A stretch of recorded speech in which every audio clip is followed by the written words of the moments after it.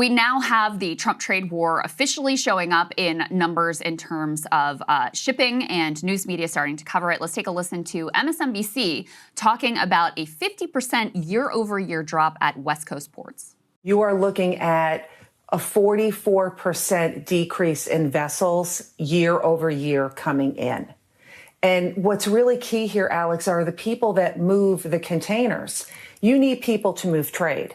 If you have 40% less containers coming in, that is going to impact the people that are the truckers, the railroads, the warehousing. This is more than just us consuming and us bringing in orders. There's an entire supply chain here that is connected to jobs. And so the longer this goes, Alex, we're going to see some significant impact here in terms of employment. In fact, the Port of Oakland, which is a huge port that relies on both imports and exports, are very, very balanced. They've got a 50-50 split.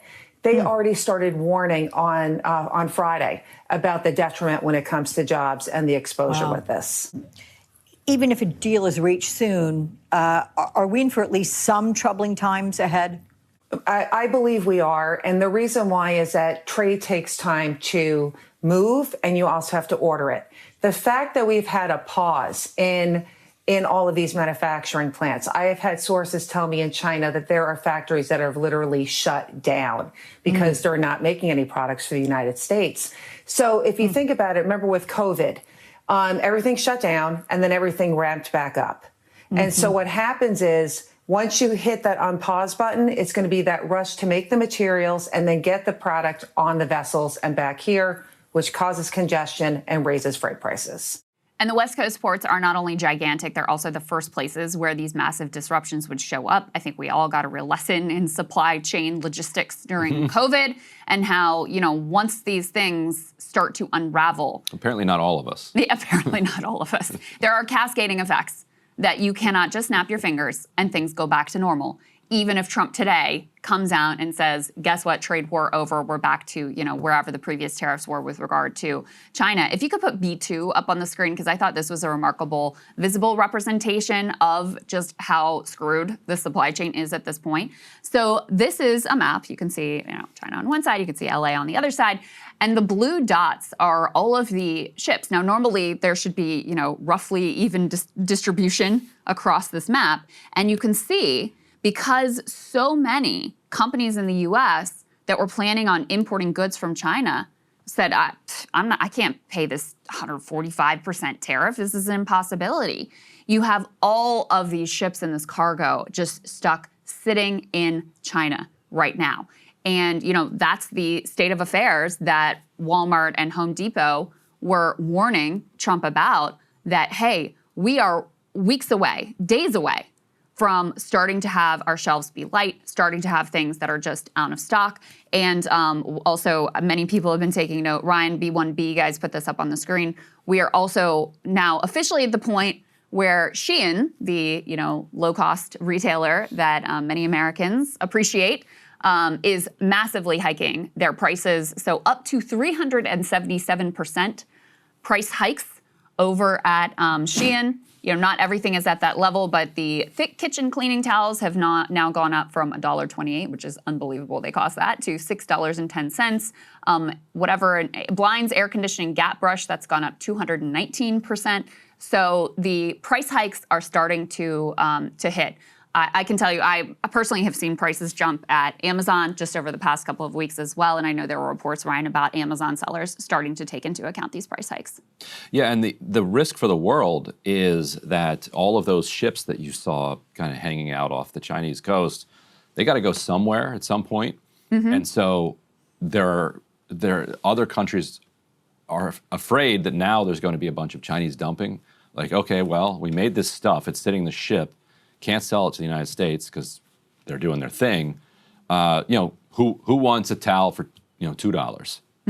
And Colombia would be like, all right, we'll take, you know, 1 million towels for $2 or whatever, or a Colombian company. And then the company in Colombia that makes the towels, they go under. So like there's a risk. Everybody's kind of holding their breath over like how this is going to play out. Meanwhile, this this Ken Griffin, Trump supporting Ken Griffin, this answer that he gave at a recent conference, I thought kind of nailed the problem that the U.S.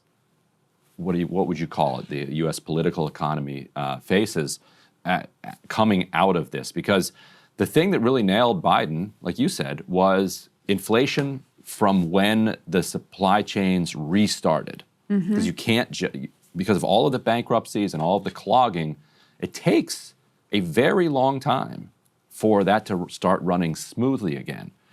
Now, you've also implicated treasury bonds and the dollar. So what is that going to do if and when that starts flowing again? Let's roll Griffin. Markets are, obviously not liking what they're hearing. Treasuries, in particular, have seen a lot of volatility and worries about dysfunction in the market. What is that doing to the American brand? Well, okay, you actually picked exactly the right word. The American brand, right? The United States was more than just a nation. It's a brand. It's a universal brand, whether it's our culture, our financial strength, our military strength. America rose beyond just being a country. It was like an aspiration for most of the world. And we're eroding that brand right now. And if you think of your behavior as a consumer, how many times do you buy a product with a brand on it because you trust that brand? You could buy like a similar dress with no name for less money, but you want the dress that you think is going to not fall apart in 2 weeks. You want the handbag that you think is well made. You want the television that you know that when you turn it on, it's going to work perfectly. You want the car that when you turn the engine on, it's going to run. And when it comes to money management, for example, there are many great American institutions the power of their brand, that they will deliver a fair service at a fair price, that they'll do well by their investors and put their investors' interests first, whether it's a BlackRock or Fidelity. These are global brands of immense power. But in the financial markets, no brand compared to the brand of the U.S. Treasuries. U.S. Treasury market, the strength of the U.S. dollar, and the creditworthiness of U.S. Treasuries. No brand came close. We put that brand at risk. And as you and I both know, it can take a very long time to remove the tarnish on a brand.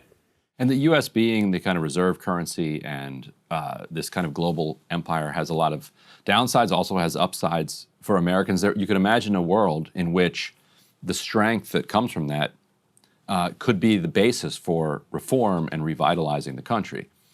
Instead, you're kind of getting rid of it without replacing it with anything else. Right. And also destroying tourism. Yeah. Like which is, 9+% of GDP, which is just an absolutely huge number. And much more significant for certain places, many of them red states like Florida and the Gulf Coast in particular. Nevada's like reliving 2010 and 2011. Yeah, which and seeing lots of TikToks about that. And for no reason. Like the amount of pain that ripped through Vegas in the wake of the financial crisis is hard to bear. And to see it now happening for no reason, just because, is hard to watch. And was part of a shift to the right in Nevada because of the carnage from COVID and the perception of Democratic handling of that. And in spite of the fact that you have very strong union organization there, you still saw significant shift to the right in Nevada as a consequence of the shutdowns and the COVID fallout. So you can only imagine with this, where the blame is 100% with Donald Trump, like there's no argument otherwise, what the fallout could be. No, that's a good point. They suffered through the COVID lockdowns. So first they suffered through the financial crisis and that real estate collapse. Oh, that was brutal. Then a nice recovery for a while, and then you got a couple good years, and then whacked by COVID. Then everybody's coming back to Vegas and partying, and things are looking good, and then boom. Yep. Vegas shut down. The Ken Griffin thing could require a longer exploration that maybe we don't want to get into today. But as he's talking about America as a brand, I'm just thinking, like many of the people on the Trump team that he supported, and he backs Republicans to the tune of many millions of dollars, they don't agree with that. Like Stephen Miller sees America as blood and soil. right? So they don't see America as a quote unquote brand. And, I think there is something to be said for a critique of the America is a brand posture. But I also think that, his comments about the way that branding, and no one would understand this better than Donald Trump himself, the way that branding impacts, our status as the global reserve currency and the flight to safety to treasury bonds, et cetera, it is quite paramount to the way that the financial system is structured right now. And so if you are going to disrupt that and move to something else, you better have a damn good plan. And there's one thing that we have definitely learned, there was no damn good plan here. There was barely a plan. I mean, they were crafting that chart using ChatGPT or however they decided to do it, leading up to the hours before it's revealed and turns the entire global, economic system utterly on its head. We got a couple more pieces here that just show, the beginnings of the economic fallout. We've got B5, an Intel plant has now been delayed years. And, at the cost of quite a number of jobs, is now delayed until 2031. And in part, the uncertainty over the tariffs is playing into this. We also, something that Sagar had brought up before is, some of these specific parts of our economy are ultra dependent on China. The, for new parents buying strollers, like basically every stroller is 98% or something made in China, and many other goods that you sort of essentially have to buy when you are bringing a child into this world. And toys are disproportionately made in China as well. I can put B6 up on the screen. So these are impacts already on the U.S. toy industry. And you have to think, for in our terms, Christmas is a long way off. If you are a toy importer, if you're a toy store, you're thinking about this and you're planning for it now. You already have some 80 to almost 90% of toy companies that are delaying orders. You got 64% of small toy companies and 80% of mid-sized toy companies canceling orders. And you have almost half that say, Ryan, they will go out of business in weeks or months. Yeah. Weeks or months. Right. And a lot of them are going out of business as we speak. China, meanwhile, has announced that they're going to try to help their companies, that these factories that are completely shut down, they're going to try to help those companies, help those workers to get through this because they can do that. They have like a unified system, whereas we don't. Donald Trump would have to go to Congress and apparently doesn't feel any interest in doing that.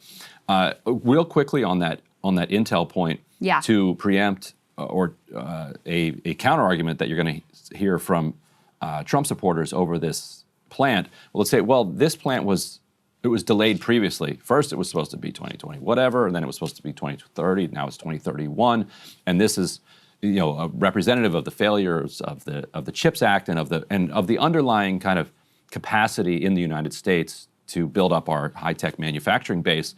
Okay, true, but if that's the case, and you already understand that, is that the foundation on which you would launch a trade war? Think about that. So according to you, and I'm talking to you, Trump supporters, who are going to make this exact point about this Intel plant, that this had nothing to do with the tariffs, that we just simply are not able to build these manufacturing facilities in a competent way.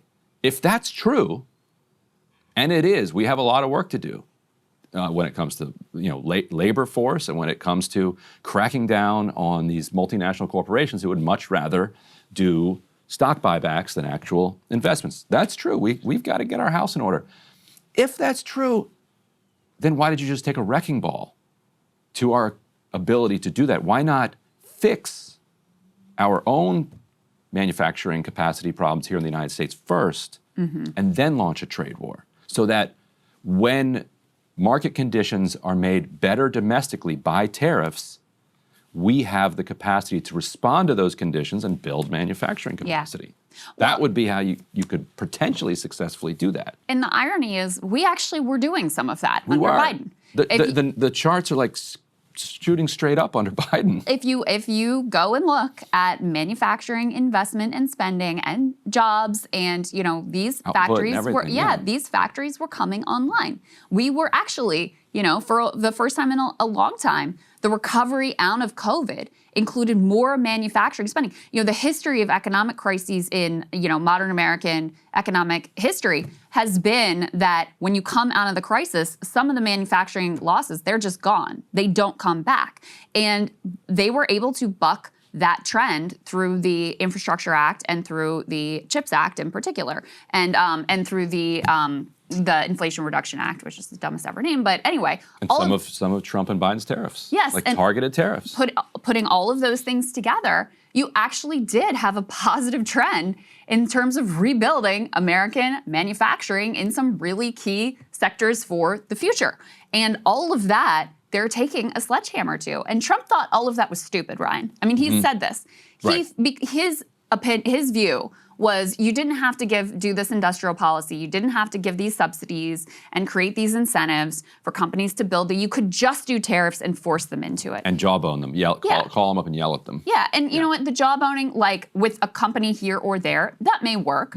But if you're trying to have a nationwide manufacturing renaissance in certain key sectors, you are not going to be able to jawbone your way into that, and you're certainly not going to be able to just tariff your way into that. And we know that because in Trump's first term, he did just tariffs, much more limited, but just tariffs, without corresponding industrial policy, and it didn't work. Manufacturing continued to decline. Companies continued to offshore jobs, and the only way that we turned that around was through the industrial policy that was, inherent in the Biden administration that the Trump people and the Doge people are now completely decimating, taking a wrecking ball to. Hey, if you like that video, hit the like button or leave a comment below. It really helps get the show to more people. And if you'd like to get the full show ad-free and in your inbox every morning, you can sign up at breakingpoints.com. That's right. Get the full show, help support the future of independent media at breakingpoints.com.